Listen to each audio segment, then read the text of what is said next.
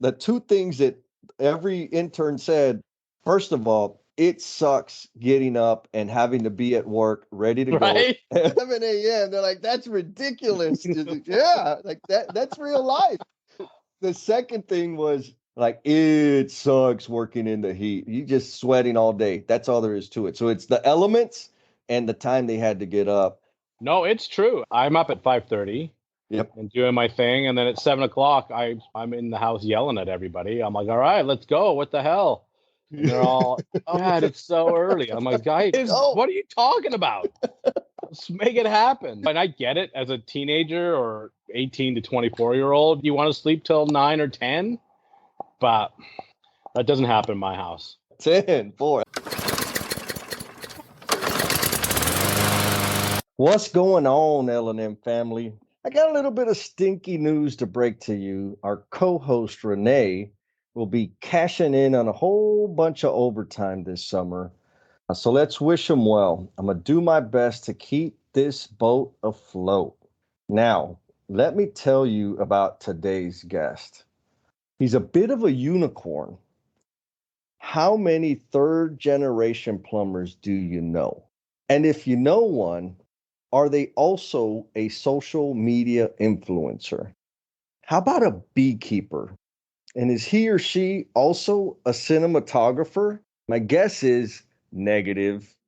Well, we managed to borrow some time from Mr. Bob Baker, who hails from Alberta, Canada. Shout out to Canada. Not only is he a third generation plumber, but his boys will carry the torch as the fourth generation of bakers in the plumbing industry.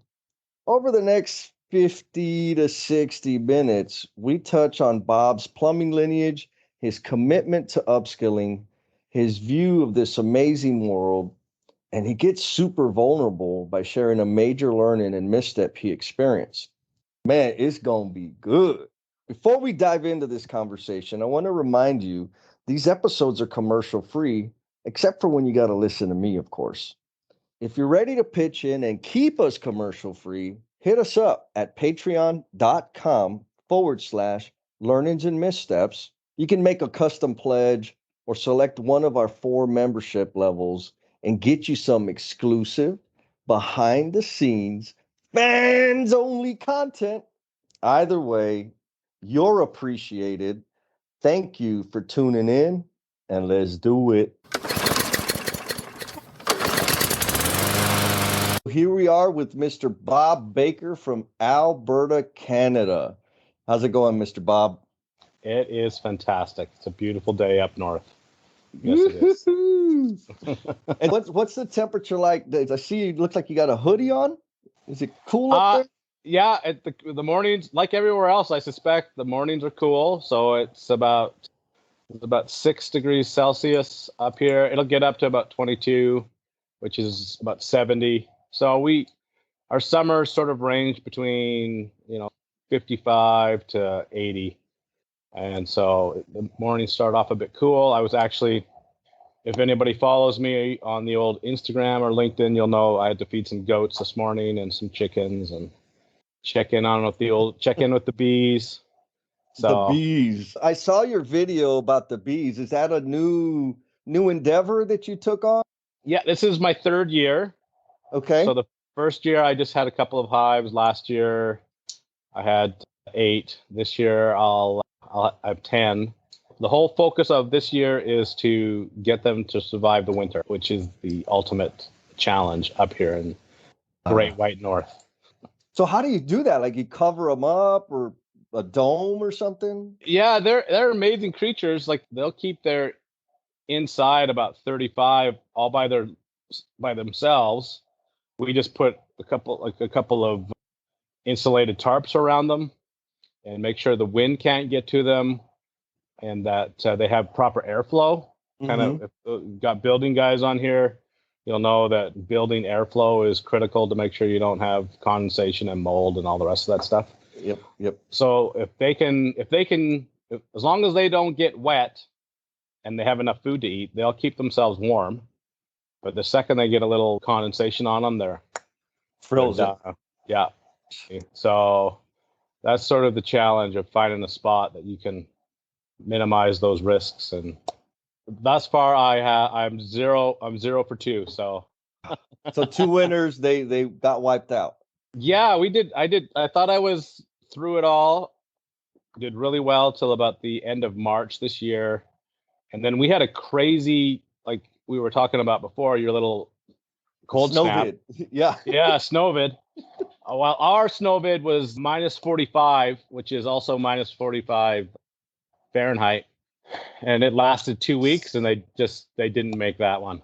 That And we is were, and I didn't crazy. have any chance to look after them because we were so busy saving the world, basically, because it was so bloody cold.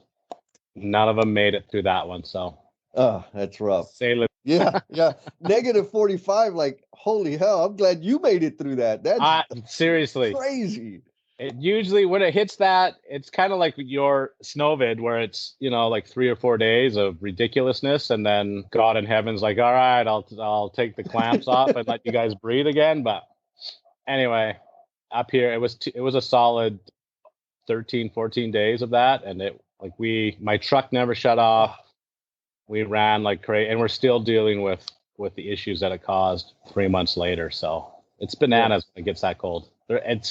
It's inhumane for anybody. So That is the appropriate word, inhumane. And so that generated a whole bunch of business for y'all.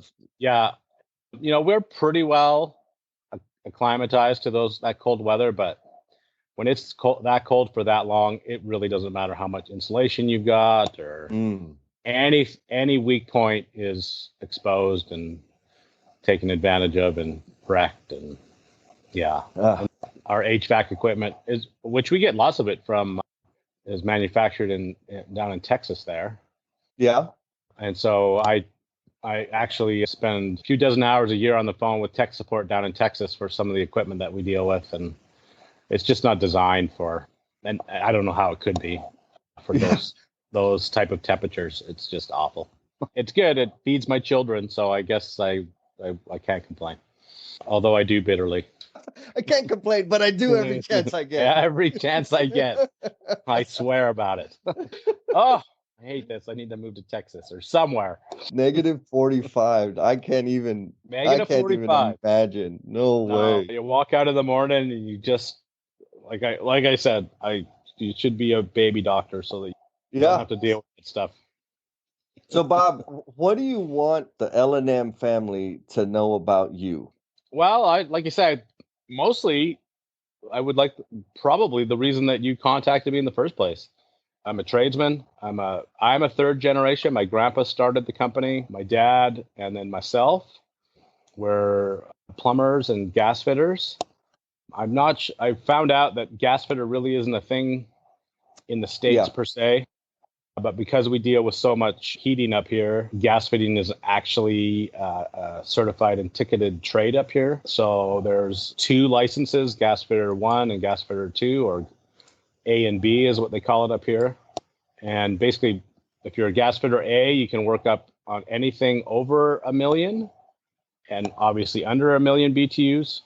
And if you're a gas fitter B, you're cut off at 1 million BTUs is what you're technically allowed to work on. We're pretty proud of our history and our legacy. Most of our hashtags and that sort of thing are related to 1956. That's when my grandpa started it. He was a World War II vet. He actually was an airplane mechanic.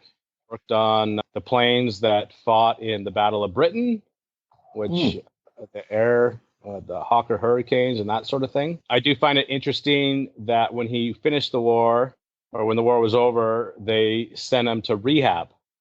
And just by the look on your face, rehab has a different connotation today. Yes. But it was literally called rehab, and he went to learn how to be a plumber. And that was in Ontario, on the eastern side of Canada, and then he moved out here to Alberta to start his little company, and I guess, as they say, the rest is history. What's the name of the company? Baker Plumbing and Heating. We were, thought long and hard about what we were going to call it, and late into the night, we decided just to use our name. Well, it's a strong name, for sure, and that's a beautiful history.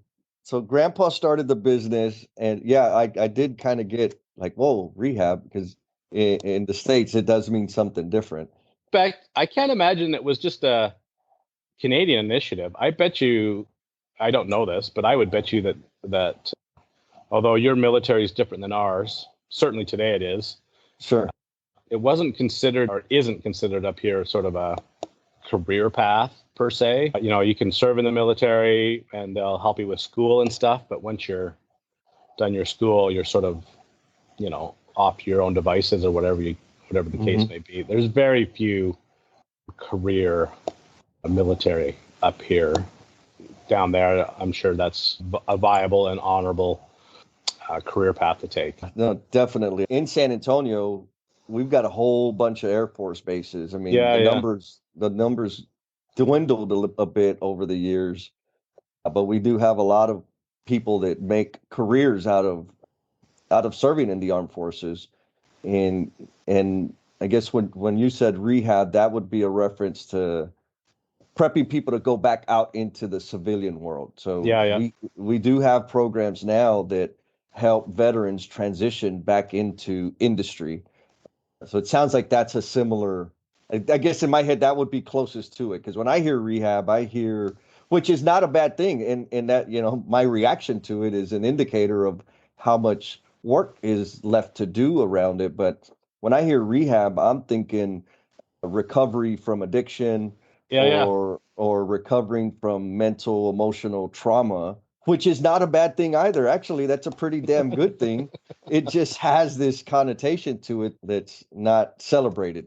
And it's the same, like it's no different up here. When I saw the picture, we were going through some stuff and saw his class photo, and it literally, class of whatever it was, 1951 rehab. I'm like, rehab? Oh, you The had to hell? say. What the hell is going on there?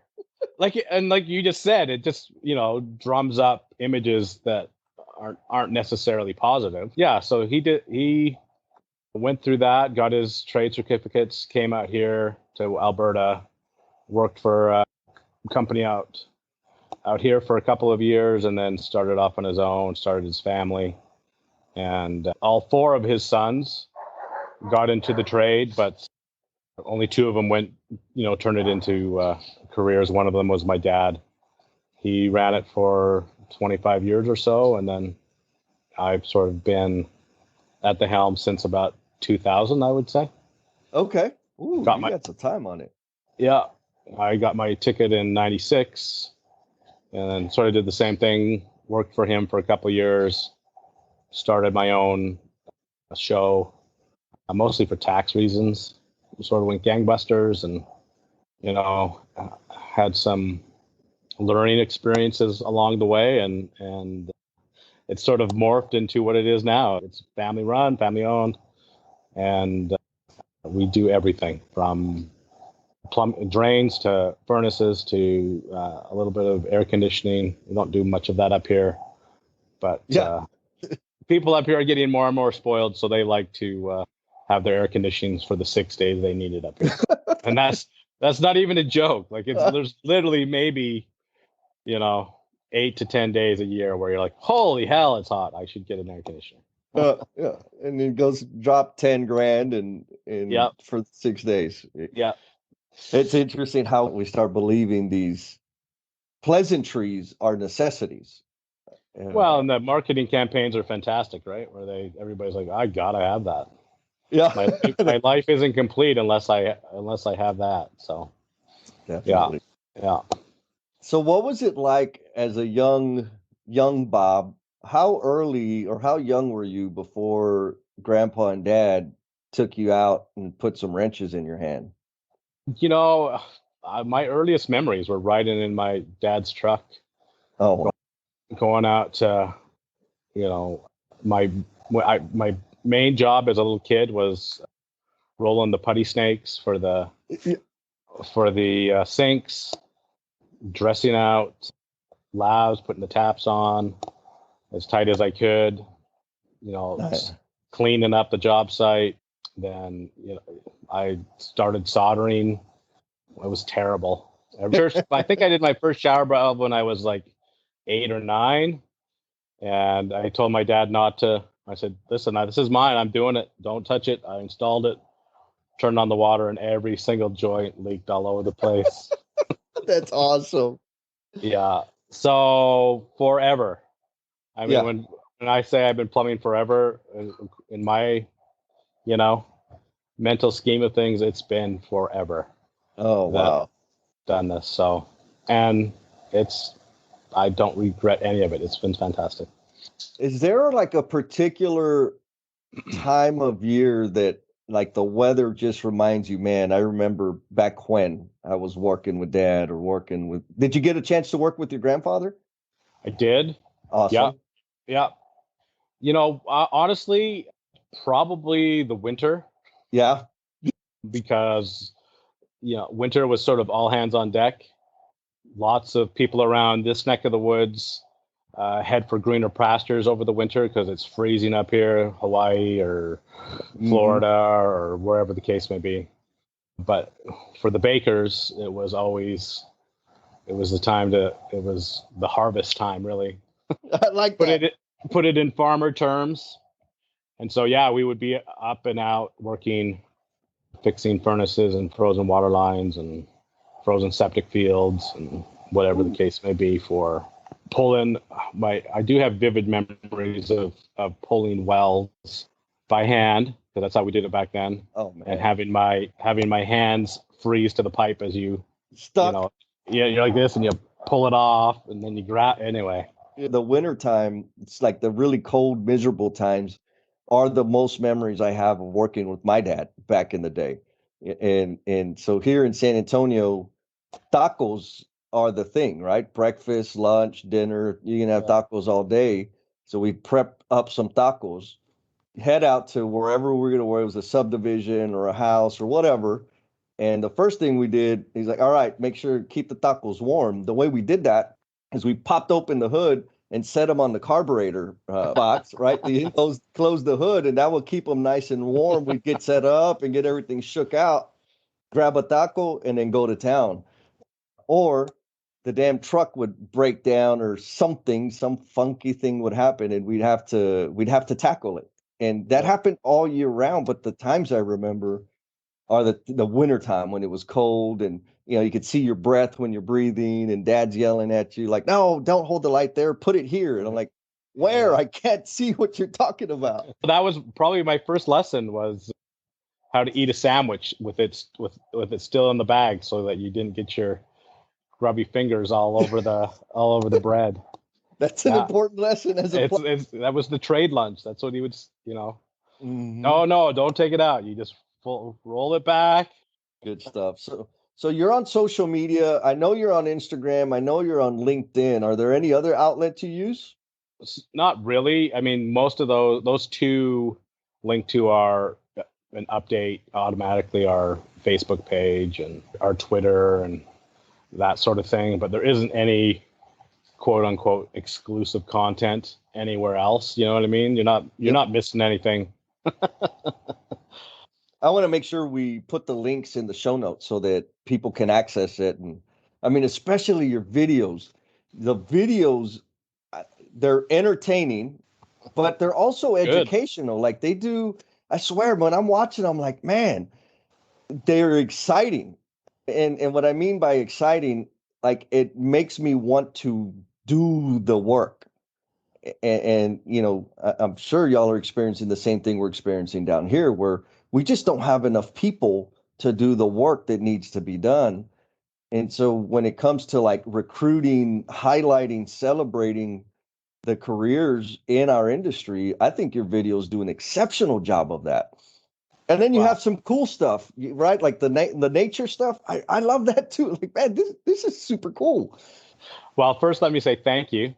It's just sort of what I guess I've just tried to incorporate everything I like. Hmm. I love good music. I always have. Back in the day, when we would rough in a house, we would take some boombox and turn it up to 27. Yep. And you can't do that anymore, but like because everybody has the headphones, Yep. but it was cranked. So those sort of songs remind me of working with my dad, or Mm. some pleasant memories there. And we just sort of film what we do, whether it's it's interesting the comments you get. Some people are like, oh man, that would never pass code, or yeah, you're like, that's fine. I mean, I'm not here to, I mean, we're as real as it gets, right? Like, this is, Yeah. sometimes we mess it up. Sometimes we do a great job. Sometimes we're limited by the budget of the client. This is all I have, $85. What can you do for 82? I'm like, oh, okay, well, this is what we can do to make it work. And it's not necessarily the best way, but it's functional. So we've tried to, incorporate that in what we do. And you would know this, part of the downside of looking at crap all day and hot boiler rooms and whatever is you sort of lose focus on how amazing the world is. If you did that, if you worked all day and then you watched the news all night, like, I'm not sure why, there's just so much negativity going on in the world right now. So we've tried to focus on the things that I enjoy about the mountains, and, even the city, how it's lit. Those things just take a moment to say, you know what, it isn't actually that bad. Yes. Life is fantastic. And if we take a couple moments to pull back and take a deep breath, it's for me anyway, it's a cathartic exercise that does me a world of good, because it's a stressful life no matter what. Mm-hmm. And I'm not saying it because I'm a plumber or whatever, but everybody has their own stresses. So however you deal with that, for me, it's fantastic. So we just try and share the lens that we try and see the world in. I'm telling you, it is a beautiful lens. I mean, one, celebrating the work. You got the music in there, so it's like jamming, like hell yeah, they're having a good time. That looks like fun. I want to do that. And then the Let me other put a stuff. disclaimer in there. It's not fun. You could ask my boys who, I truthfully will have probably the same story I have. They've all been working with me since they were little, Okay. 5, 6, or 7.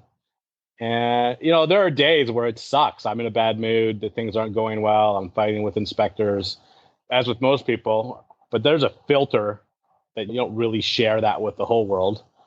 And so behind the scenes, I'm losing my mind and using all the bad words and throwing stuff around.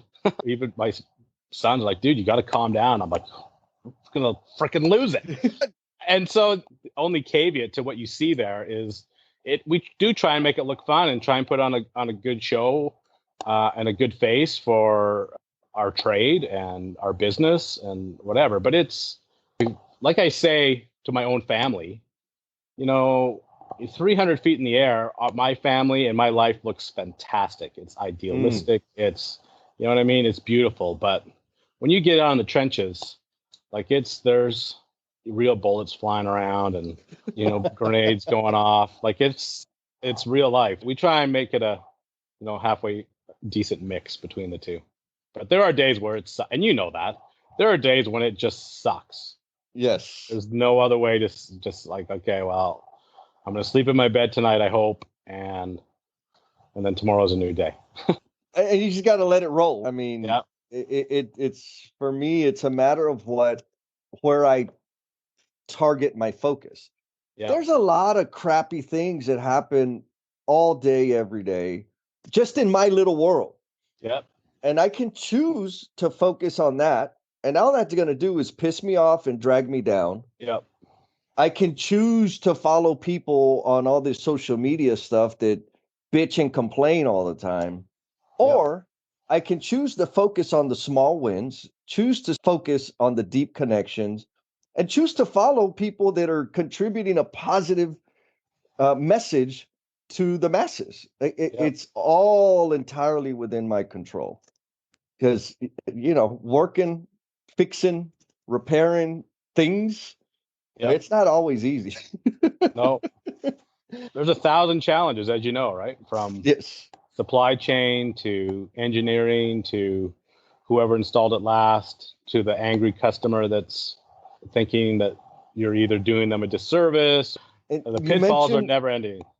Yeah, no, there's plenty of landmines out there to deal with, and learning how to absorb that and continue forward is a real skill. So you mentioned your boys. Your boys are working with you, is that correct?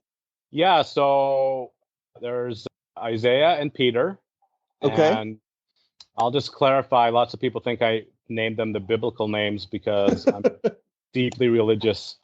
I will just say that Isaiah is named after Isaiah Thomas, the basketball player who played for the Detroit Pistons. Mm-hmm. Number 11, who was my favorite player, and Pete was named after Pistol Pete. So you're a And basketball fan. I'm Okay. a basketball fan, yes. So we'll clear that up. But Isaiah's 24 and got his journeyman license, his plumbing and gas fitting, just in January of this year. So Nice. yeah, he's a full-fledged journeyman. Pete is halfway through, so he has another couple years left. So he's 21. I suspect that he'll finish his ticket here in the next couple. That's the path that he's on anyway. Good. So we're now into officially with Isaiah graduating our fourth generation. Super excited about. It's been fascinating to me to see my boys try and navigate their own worlds in today's society. They didn't do really well in school, not that they were bad students, but there were some struggles there for sure. But it's been interesting to see them grab onto this plumbing thing. And honestly, I can see where they'll be better at things than I am with the way they think and the way that they handle problems and situations. And then things where I'm like, well, you know what? This is going to be a weakness for you. So you better spend some time on this. It's been fascinating to just sort of take a step back and watch your own kids. Wow. And particularly in the trade, go through some of the same challenges that you had. And I'm like, oh, he's totally going to mess that up because I did. Right. I'm like, yeah, man, watch this. He's going to, and I'm like, and then he navigates it. I'm like, oh, wow, Wow. good Got job, it. man. Yeah. So, Damn it. and then there's a time where I'm like, this will be a piece of cake. And he phones me 27 times because he can't figure it out. I'm like, dude, you're a moron. How come you can't figure this out? It sort of speaks to me how everybody's different. Even if Hmm. you're in the same family, you know what I mean? And share many of the same experiences, your approach to many of those are completely different. So it sort of gives you, to me anyway, look into how someone who's not part of my family, that doesn't have any of the same shared experiences that I have, tackles a plumbing problem from a completely different angle. And my initial thought is, are you stupid? Like, why? This is how this is done. That's been Yeah. the joy of social media, really, is to be like, oh, I never would have thought in a million years that that was a solution to a problem that I've had. That's fantastic. And I think to Yes. myself, how am I so stupid? How am I a moron not to have seen that? Because that's a beautiful solution to a Yes. problem that I experience 27 times a year that I can't, like, I hate this, but I'm going to go through it because I don't know any other way to fix it. So it's that's for us been the benefit of social media, and watching my own kids develop their own experiences it's been fantastic. I highly recommend it to anyone that can pull it off. I applaud you in bringing your sons into the trade and nurturing their growth. I've worked with my baby brother a bit, and it's like, dude, please, like, it doesn't have to be that hard. So it takes some patience. But also, I know a lot of folks that have built careers in the industry that don't want their kids anywhere near a shovel or anywhere near a repair or a job site. My dad, he was not very happy when I decided not to go to college. Looking back, I love every minute of it. I mean, it was the most amazing choice I could ever have made. But it was tough. It was tough for him. I'm sure he wanted the best for me, right? He wanted me to go off because I was a nerd boy. School was not hard for me. School was easy. The only problem I had in school was behavioral issues. But when I got out on that first job site, man, I'm like, oh my goodness, this is what it's about. And I got to work with him, fetching tools, cleaning out ditches, rolling the putty snakes, like you said. That was all the fun stuff. Yeah, But yeah. when I actually got out there and started working with other men, I was like, oh yeah, this is what I need to do. But too many people feel like I'll say it this way. They lack an appreciation for what the trades can be and really are. And so for you to make a commitment to get your son's fourth generation, that's special. I imagine it wasn't easy.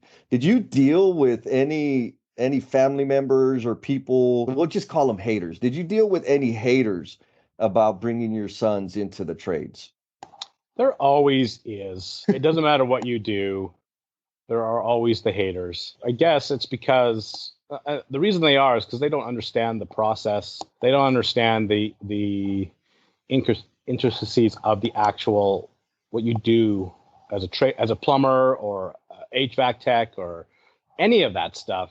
I mean, they literally think that I clean toilets all day. Yep. Or you know what I mean? Or yeah. I change sink cartridges all day long, which any middle-aged dad can do. They're like, how can you do that? That's so boring. I'm like, you know what, that just speaks to your ignorance of what I do. I mean, when you work on electronics, everything is electronics these days, whether it's a boiler or a furnace to the laser censored taps that we deal with these days. Oh God, yes. Right? Like the challenges truly never end and aren't going anywhere. I had a conversation with their high school principal, and he's like, "This is where I think they need to go." And I'm like, that's fine. We're going to let them decide what they want to do for themselves. But you guys, as educators, are doing a bad job. You guys need to emphasize the trades. And he literally, this is the exact quote. He's a super good guy. I've worked in his house. He's the principal. We have a good relationship, so I'm not bagging on him. But he's like, "No, Bob, we have the plumbing trade covered. Come down to the shop and I'll show you what we have set up for our plumbers." I'm like, "Okay, cool." And we literally walk in there and he has a toilet and a sink, and they're practicing roughing in a toilet and a sink and a vent. And I'm like, "Dude, that's the problem. Is that's what you think plumbing, like you think it's covered. If you can glue two pipes together and make sure the flow goes the right way and understand what a toilet does, not how it works, but what it does, cross yourself over because you know what plumbing is." And so how do I explain, 40 years of trade experience into a way that makes it appealing and passionate? And I think you spoke to it at the beginning. We've tried to incorporate that into our social media. You can look through all my videos and there's probably one toilet every 2 weeks. The rest of it's, all kinds of crazy ass crap that I get called at every single day and deal with. So it's an amazing, amazing array. The trade world is an amazing array of problems that need to be solved. And it's not toilets and sinks. It's part of it.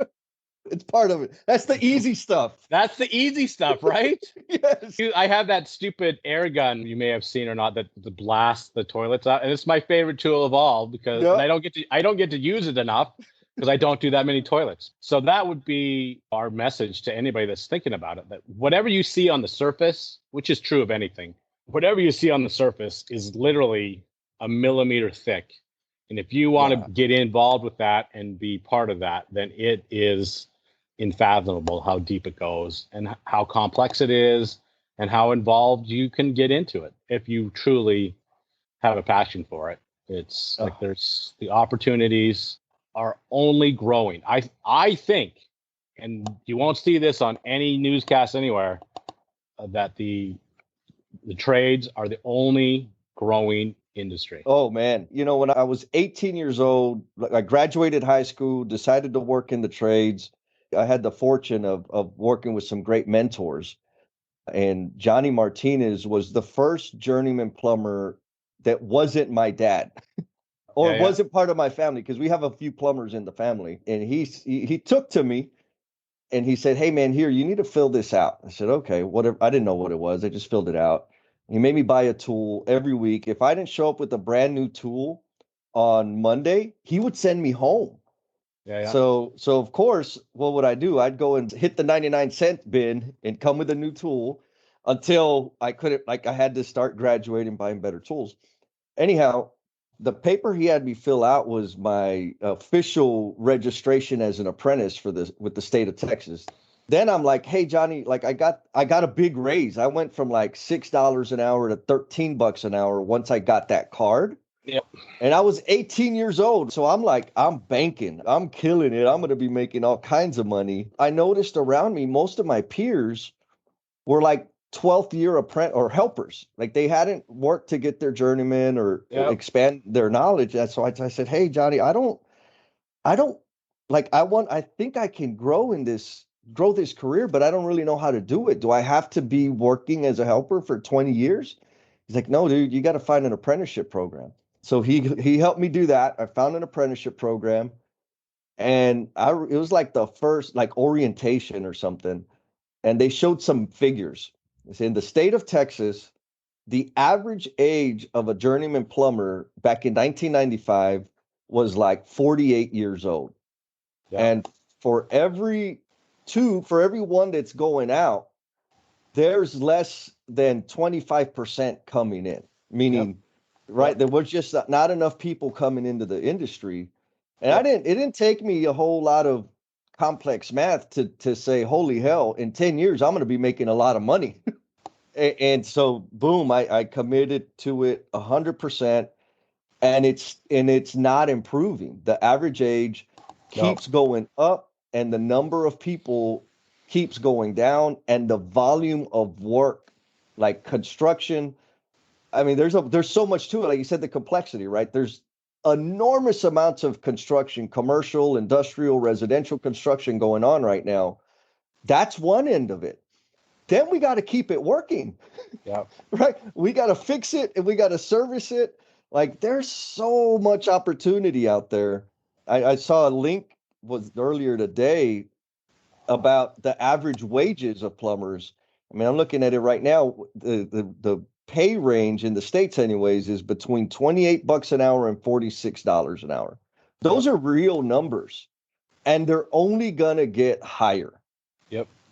Now, to your point earlier, it's not always fun. The main thing, well, there's two big things. We started an internship program exposing high school students between their junior and senior year to come and work in the trades. And so we asked them, like, okay, at the end, right, when they're going back to school, what'd you like about it? What's the worst part about it? Because the plan was to grow that program, and they have. And the two things that every intern said, first of all, it sucks getting up and having to be at work ready to go Right. at 11 a.m. They're like, that's ridiculous. Yeah, like that's real life. The second thing was it was summertime, so our summers are warm. Like it sucks working in the heat. Like you just sweating all day. That's all there is to it. So it's the elements and the time they had to get up. And yeah, that sucks, but you get used to it. I mean, you adapt, you find your right flavor of coffee and keep on rolling. No, it's true. I mean, even now, Isaiah doesn't live in the house, live with us anymore. He moved out, which is great. But the other kids, Nice. I'm up at 5:30 Yep. and doing my thing, and then at 7 o'clock, I'm in the house yelling at everybody. I'm like, all right, let's go. What the hell? And they're all, oh, God, it's so early. I'm like, guys, Oh, what are you talking about? Let's make it happen. And I get it as a teenager or, a 18 to 24-year-old. You're like, I would love to, I get you want to sleep till 9 or 10, but that doesn't happen in my house very often. 10, 4. That's important. It's interesting because it's the same up here. I've done interviews for people that are my age that Mhm. are second year apprentices. And they're like, dude, Yes. I got to make $32 an hour. I'm like, well, the going rate for a second year apprentice is 24. Hmm. And they're like, well, but I got 30 years experience. I'm like, you know what? And I appreciate that, but that's not how this world works. Yep. And so I would recommend that you sign yourself back up and finish it because that's how you get paid. Unfortunately, and lots of people, like you say, try and circumvent that and just say, no, I got all the experience. I'm like, yeah, but first of all, you're not legally responsible for anything. Yep. That's how it works up here. As soon as you get your ticket, you can literally be charged with crimes Yep, same. and prosecuted if you do something stupid. Yep. If you're an apprentice, then it's my fault as your journeyman, right? That's like you say, it's how the world works. And the numbers, I think you said 48. Well, up here it's now 56 is the average journeyman plumber's age, and it's like it's like 6-1 now. One guy, 6 guys retire and one guy's coming in. Oh my goodness. Yeah. It's the opportunities, like the field is full and ready to harvest if you guys know how to work, is what I say to my boys. Yep, we got to be ready to work. Touched on something, we talked about the principles saying, "Oh, we got plumbing covered," and how folks out there that have no connection with the trades think that it's this simple thing, right? You just got to work hard, you got to be strong. But there's a lot. I mean, there's education. You've got to go to apprenticeship, learn the stuff. I know here in Texas, once you get your journeyman or any license, there's annual continuing education. You got to keep up with the technology. You got to inform yourself on the safety precautions so that you take care of yourself. It's not like you just show up and you're making $50 an hour. You got to make a commitment to expanding your knowledge base, and there are formal structures to make that happen. So again, you're not just going to show up and just go to work. You've got to build this knowledge base. So you're working during the day and you're learning at night or whatever. There's many avenues to do that. But I think too many people just don't realize, like, oh wow, like this is really a profession. It's like, yeah, absolutely. Because to your point, we can make, if we are not educated and do something wrong, we put people's lives at risk. It is a serious endeavor to be a plumber, to be an electrician, to be any of these trades. There's some stuff that we really got to know, and we don't just kind of learn it talking around the damn water jug. Nope. We go and learn that stuff for real. I was hoping when I entered the trade, like I could just show up and they'd see how awesome I was and give me a $20 an hour raise. And they said, no, you got to go to school. I said, school? What are you talking about, school? Like, this is plumbing. And then when I got into the apprenticeship, I was like, oh, now I see. But because in the field, yes, I'm learning how to do things, but I'm not learning why. Right? Why they're critical, why they're important. And the more why I understand, the better decisions I make going forward. So it's definitely a commitment and an investment into oneself. Once you get a journeyman, and I've said this to Isaiah, I'm like, great, you're now a junior journeyman, which means, great, congratulations, high fives, here's your pay raise. You got 10 years before you're ready to become a senior journeyman, because you're now out there making your own decisions. You're out there going to see what you did wrong and make mistakes. And you should be on the internet upgrading your skill set, learning how things work, learning about new products so that you can be as versatile and beneficial to your client base as possible. And in my opinion, that is a 10-year process from a journeyman to someone that actually knows what he's doing, right? Because the flip side is, well, I know how this works, but I've never installed it. I'm like, okay, well, there's a massive difference between what you read in the book, and the educational teachers up here will hate me for saying this, and I've said it to their face, so it's fine. But the book world and the real world are not the same thing. Right? Yeah. Just because you read it in a book and you passed the test doesn't mean that you can show up at Mrs. Johnson's house tomorrow and fix or install or whatever, right? So there's a congruency that those two things got to come together, and you got to match them both. I guess you don't have to, but if you want to make the most money and be the most beneficial and find the most satisfaction in your job, then those two things have got to merge together. The person that benefits the most is you. Yep. When you do it. And really, that's at the end of the day, that's who receives the greatest benefit from that. The practical application of, like, there's knowledge. I can read it and memorize it even. That's the engineers in my world right there. They know everything, but they have no idea how to install it or how it applies to the real world, right? The practical application Yeah. of that knowledge is the differentiator. Yep. When you can put 100%. that bad boy in place and say, damn it, the way it said in the paper on the blueprint or on the drawing or in the specs or the submittal, Yeah. it's a little different when we go put it together. Sometimes it's a lot different. Yes. And so Yeah. you talked about building your skill sets and back to the social media because one, I want to hype it up because you're putting some great stuff out there. And I want to challenge all the other craft men and women out there to follow your example because we need more of it. But in terms of skill set as it relates to social media, which of the three of you between Isaiah, Peter, and yourself, who's the cinematographer, the video taker? Like they got skills. That'd be me. That's you. Oh man, that's awesome.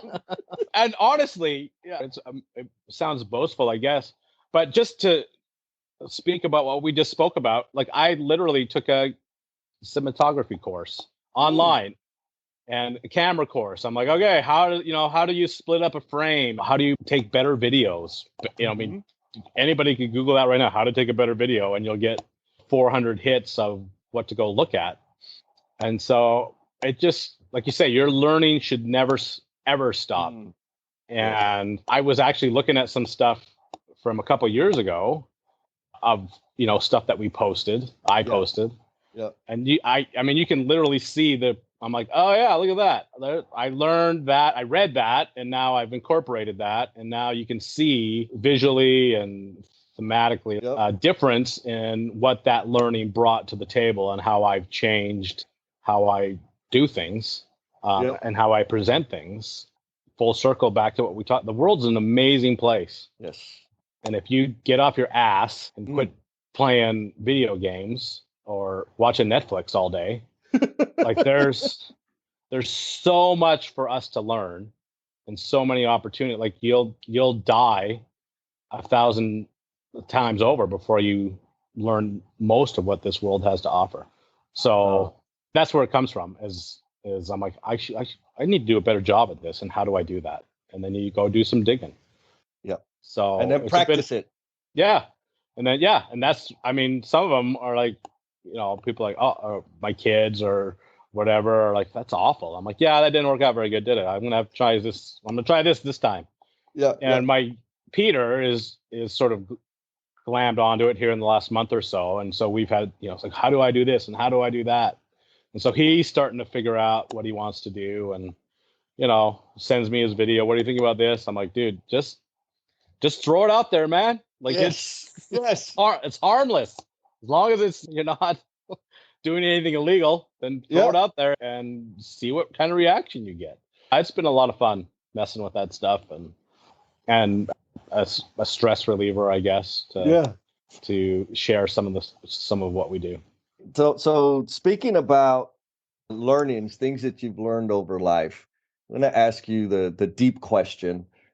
What is the biggest misstep you've made in your life that's provided you the greatest learning? Man, there's been so many of them. I have made 10 million mistakes in my life. I do remember a particular, I was 35, so it was 2005. Oh, got you again.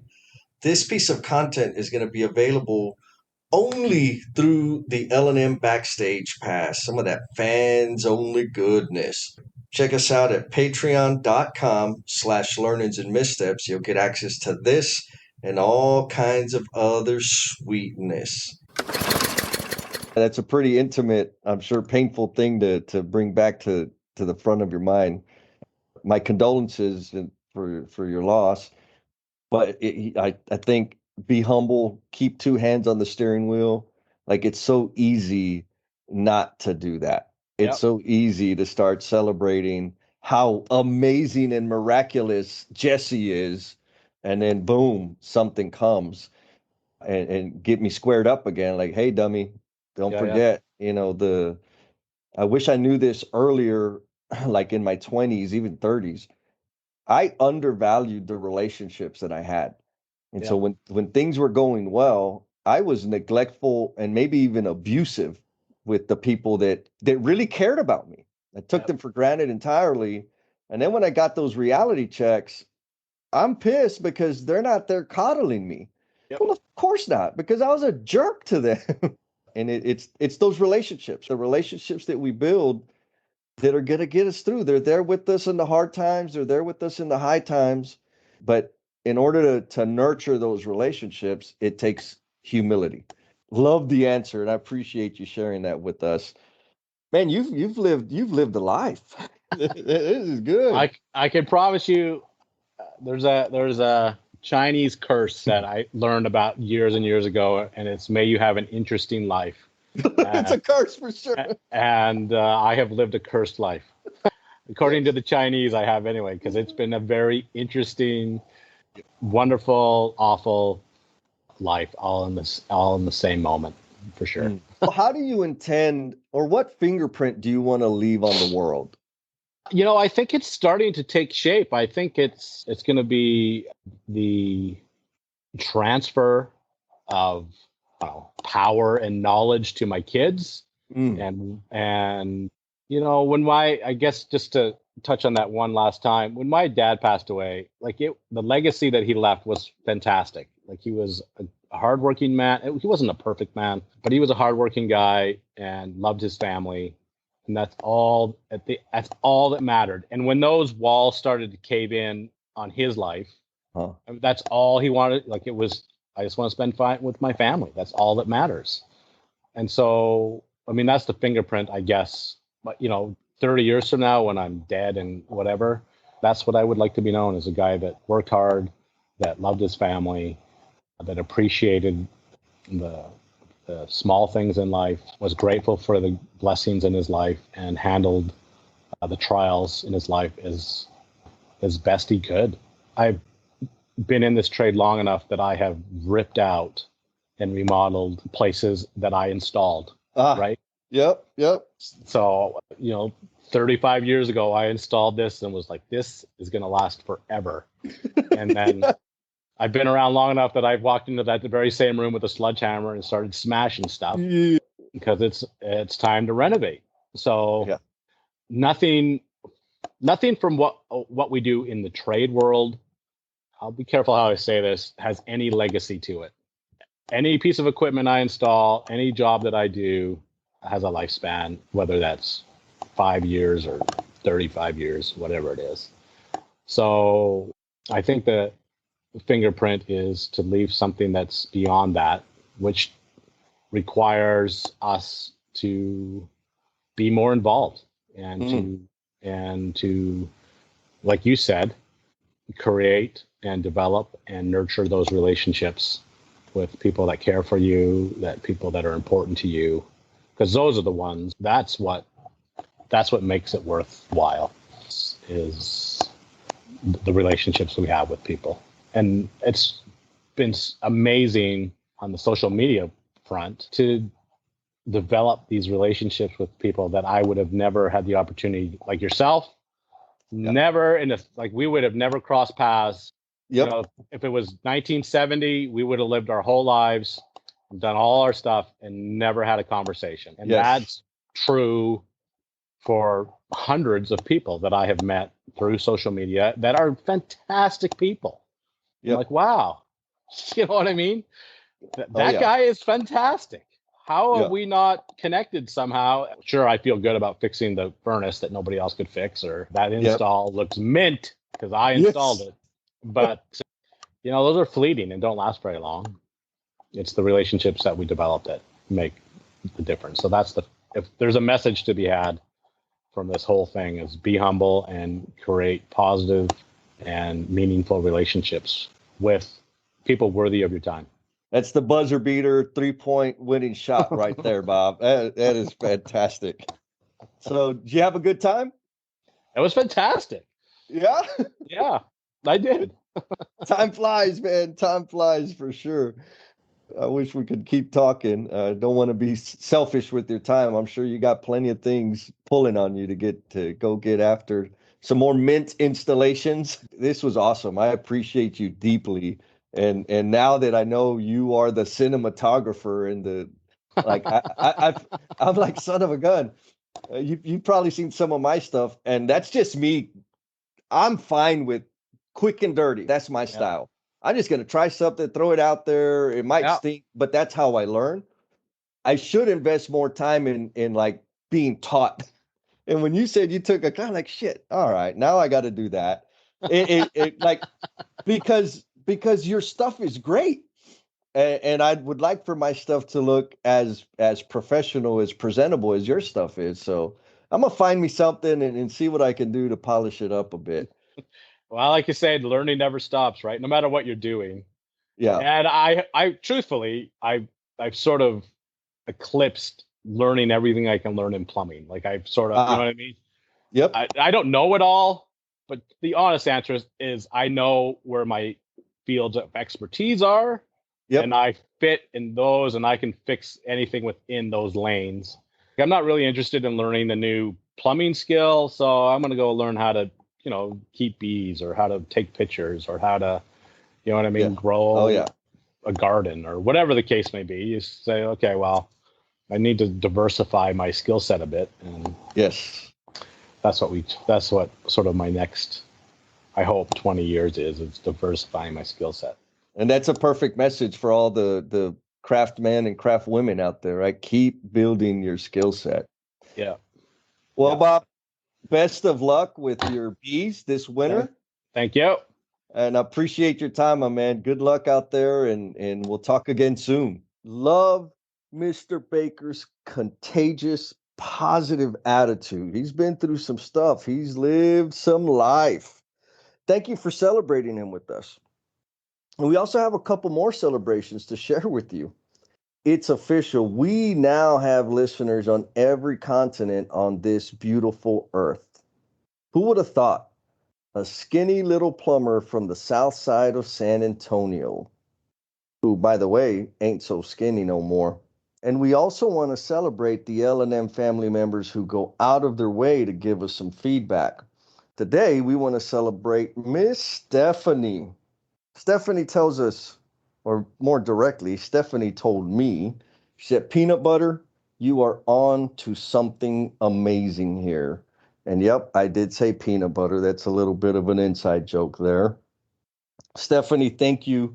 You gave us that feedback way at the onset of this journey, and it was exactly the perfect fuel that we needed to just keep on trucking and keep on pushing.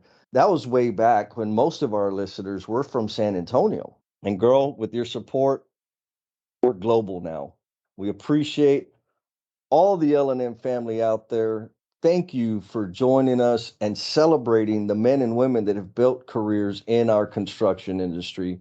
Get the word out, be kind to yourself, and we'll talk at you next time. Peace. Man, you are one dedicated listener, sticking with us all the way through to the very, very end. Please know that this podcast dies without you, and we invite you to share how the episode's impacting you, along with your thoughts, questions, and suggestions. You've been gracious with your time, so we added social media links in the show notes to make it super easy for you to connect with us. Be kind to yourself, stay cool, and we'll talk at you next time.